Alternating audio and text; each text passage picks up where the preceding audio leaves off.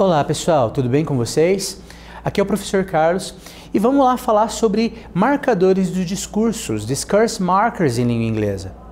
Pessoal, essas palavras então, elas são utilizadas para construir a coesão textual, construir o sentido do texto, né? Então, palavras como since, but, and, also e so, né? Cuja tradução seria desde, mas, e, também e então. São palavras que transmitem mensagens diferentes, né, pessoal? Devem ser utilizados aí para direcionar o texto, né? Para argumentar, ou enfim.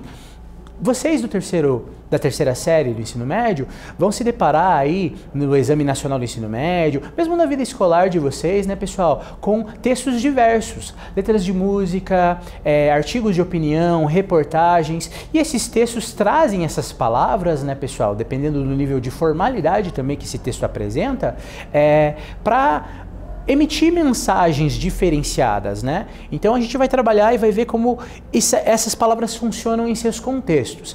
Mas antes disso, pessoal, tem algumas questões aqui, né, de compreensão textual, tá, pessoal? A gente vai ler um texto aqui a respeito de uma curiosidade e temos duas perguntas aqui para resolver. A primeira é: Do fish sleep? Os peixes dormem? Né? E a segunda é: Have you ever thought about that? Você já pensou sobre esse assunto?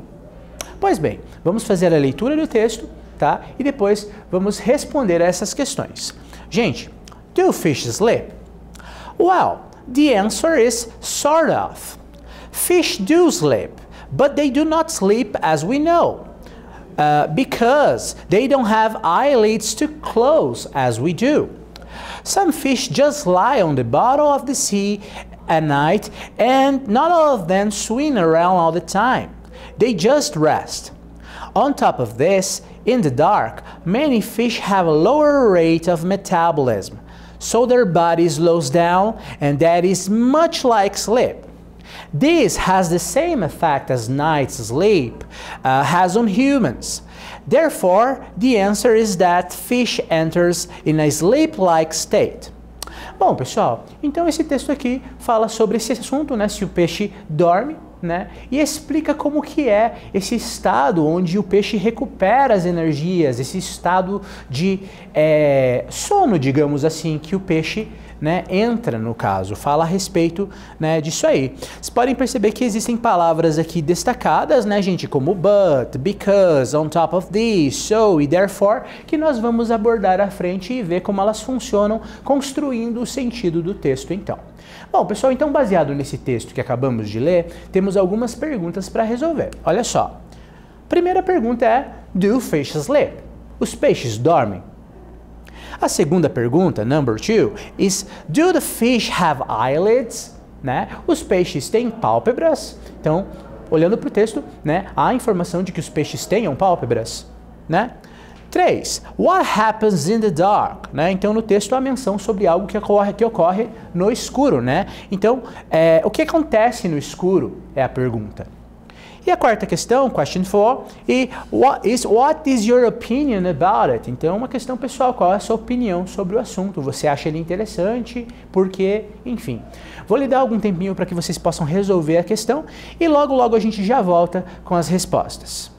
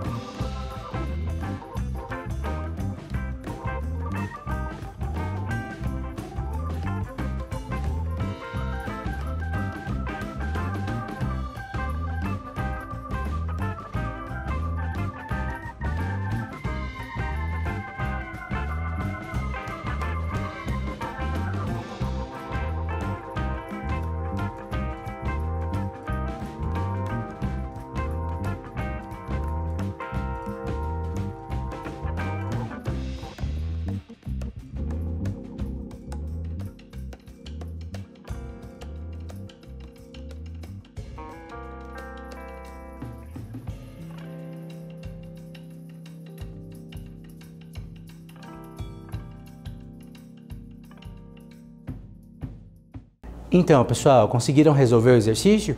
Eu espero que sim. Vamos checar se vocês acertaram, então. Pessoal, olha só, temos aqui as respostas. Para a primeira questão, né? Do fish sleep? Os peixes dormem? Nós temos ali fish kind of sleep, né? Os peixes meio que dormem. Eles entram num estado parecido com o que os seres humanos têm aí como sono. Tá ok? Para a segunda questão, nós temos ali, do the fish have eyelids? Né? Os peixes têm pálpebras? No, they don't. Não, eles não têm pálpebras, né? Para a terceira questão, what happens in the dark? O que ocorre no escuro? O que acontece no escuro, né? Então, na informação que a gente tem no texto, in the dark, many fish have a lower rate of metabolism, né? No escuro, muitos peixes têm uma taxa menor de metabolismo. Nós sabemos, né, pessoal, que quando nós dormimos, o nosso metabolismo também desacelera para possibilitar a recuperação de algumas funções vitais. Então o mesmo ocorre com os peixes também, quando eles entram nesse estado parecido com o sono. E a nossa quarta e última questão aqui, nós temos what is your opinion about it, né? Que é uma questão pessoal que você responde aí, como por exemplo, eu acho esse assunto interessante, né? Porque trata como uma função como o sono ocorre em outros animais, né? Então, so I consider this as an interesting subject. Você pode responder também em língua inglesa para praticar seu conhecimento linguístico aí, então. Gente, então olha só, né? Nesse texto, a gente viu destacadas algumas palavras ali que são os discourse markers, são os marcadores do discurso, que como a gente já disse, eles servem para estabelecer a ligação entre as frases, deixando o parágrafo coerente. Eles constroem, então, o sentido dentro de um texto, né, pessoal? Temos até um exemplo retirado do texto para mostrar isso aqui. Fish do sleep, but they do not sleep as we know it. Né? Então, os peixes dormem, mas eles não dormem como nós conhecemos o sono, né, pessoal? Because they don't have eyelids to close as we do, né? Porque eles não têm pálpebras para fechar como nós humanos temos. Então tá explicando aqui. Percebam que as palavras destacadas dão respectivamente as ideias de contraste, né, e de explicação, né? Então, percebam que essas palavras são utilizadas, então, para nortear com essas mensagens que dão ali o texto, né, o sentido do texto. E também, pessoal, que essas palavras são utilizadas, aí muitas vezes as palavras têm o mesmo sentido como a palavra mas e, entretanto, no português, que trazem ideias de contraste, mas são utilizadas em contextos diferentes de acordo com a formalidade que você quer empregar o texto, o nível de formalidade. Mas é mais informal e, entretanto, é mais formal. Mas as duas trazem a mesma ideia. O mesmo ocorre com as palavras but e however em língua inglesa. Tá? Então, pessoal, temos aqui na tabela alguns exemplos de conectores com mensagens diversas, né, pessoal? De adição aqui, né, os discourse markers also e to, que podem ser traduzidos como também, embora eles tenham aí posições diferentes na utilização da frase, eles têm a mesma tradução, né? And, que significa e, né, um conector também de adição.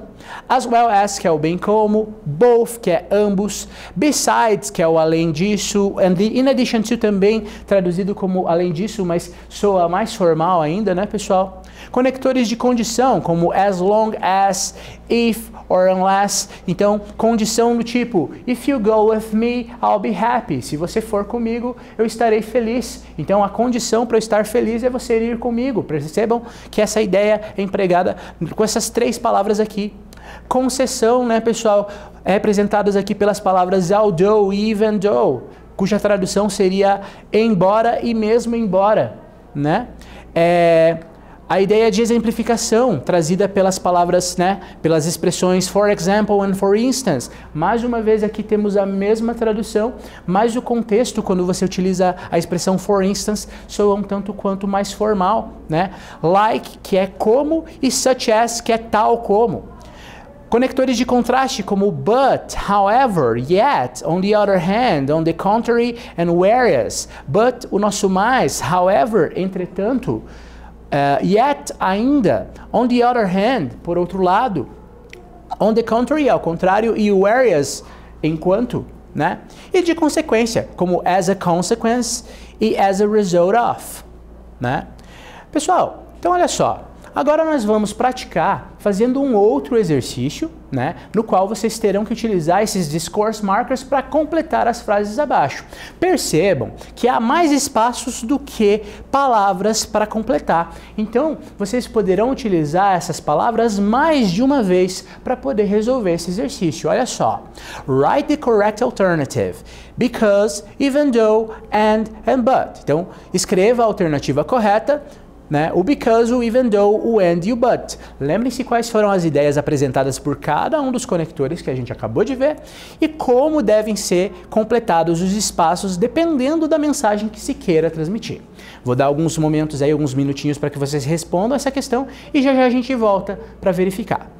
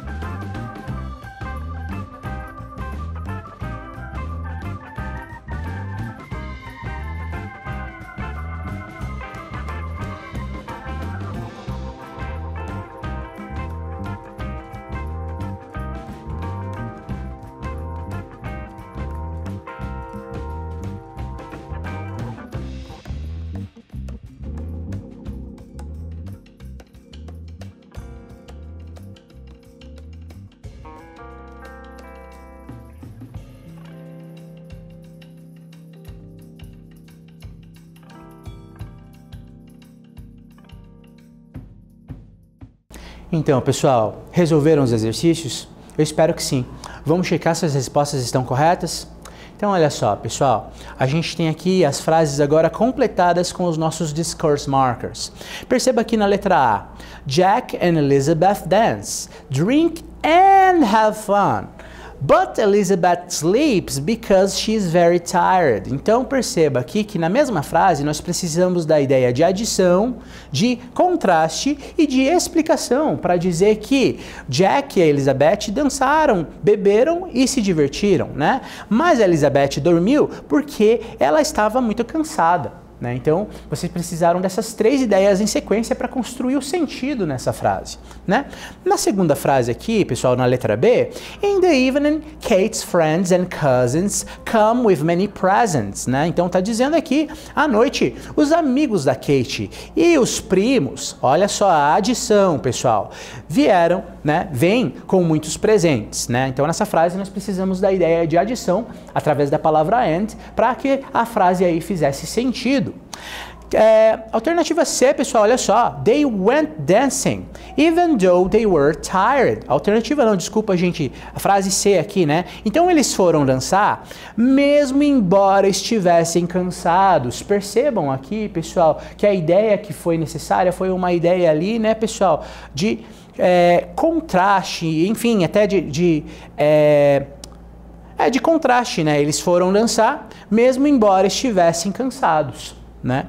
E na D, nós temos aqui, they cannot go to the cinema because it is too late. Então aqui uma conjunção, um discourse marker explicativo, né? Eles não puderam ir ao cinema porque estava muito tarde, né? Então, percebam aqui que foi necessário utilizar os conectores corretos nos espaços ali para construir o sentido nessas frases. Caso a gente tivesse utilizado um conector de contraste ao invés de adição, onde era necessário, nós quebraríamos o sentido do texto, nós quebraríamos o que a gente chama de coesão textual, né, pessoal? Então, para a gente continuar praticando agora esse conteúdo, perdão, né, das conjunções aí, das discourse markers, temos um outro exercício aqui, pessoal. Olha só. Write a dialogue between you and your best friend. You are in the cinema choosing a movie to watch. You have to use discourse markers you have already learned. Então, olha só, pessoal. Escreva um diálogo entre você e o seu melhor amigo. Você estará no cinema escolhendo um filme para assistir. Você tem que usar os marcadores de discurso que você já aprendeu, tá? Então, vocês escreverão aí um diálogo, uma conversa com um amigo, falando a respeito de filmes aí que vocês desejam, né, assistir. E seria isso. E não se esqueça então de utilizar os marcadores do discurso. Vou lhe dar algum tempinho para fazer a atividade e daqui a pouco eu retorno aí com as expectativas de resposta sobre essa atividade.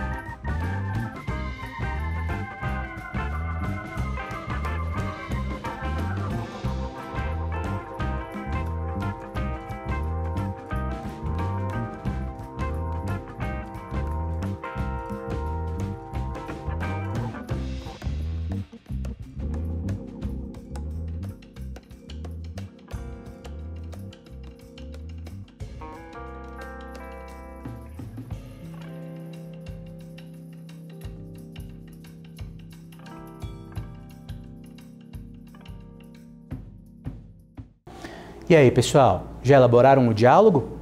Pois bem, nessa atividade aqui, pessoal, vocês deveriam utilizar os marcadores de discurso, né, na construção dos diálogos de vocês. Então, a situação é a seguinte: você e seu amigo, seu melhor amigo, né, ou melhor amiga, estão na frente do cinema decidindo que filme, né, vão assistir. Poderia ocorrer aí, então, uma discussão a respeito do tipo de filme, do gênero de filme que se gostaria de assistir, né? Por exemplo, do you wanna go to the cinema with me? Você gostaria de ir ao cinema comigo? Oh, yes, for sure. Sim, claro, né? E aí, what kind of movie do you like? Né? Que tipo de filme você gosta? Né? Oh, I like comedies. Eu gosto de comédias. But today, I'm in the mood for an action movie, né? Mas hoje eu tô a fim de assistir um filme de ação. Tá? E aí você construiria o diálogo. Percebam aí que, né, foi utilizado o conector but com a ideia de contraste e entre outros aí que você vai poder utilizar para organizar o seu discurso, né? Como é um diálogo, os conectores mais comuns de serem utilizados são and, né, de adição, but, de contraste, e so, de conclusão. Né? Percebam que existem aqueles conectores mais comuns no discurso falado, que geralmente traz frases mais curtas, e aqueles que são mais comuns aí no discurso escrito, e aí sim são pouco utilizados aí no discurso falado. Palavras como however or although, que seriam o entretanto, né, e o embora. Né? Então dessa maneira que funciona, pessoal. Bom, gente, então nosso assunto hoje foram os marcadores do discurso, os discourse markers, palavras que constroem a coesão textual, a coerência textual, que guiam aí o texto, né, para o seu sentido, com as ideias de adição, contraste, concessão, todas essas que nós vimos aí. Espero que vocês tenham gostado da aula, que tenham conseguido absorver o conteúdo e vejo vocês numa próxima oportunidade. Tchau, tchau!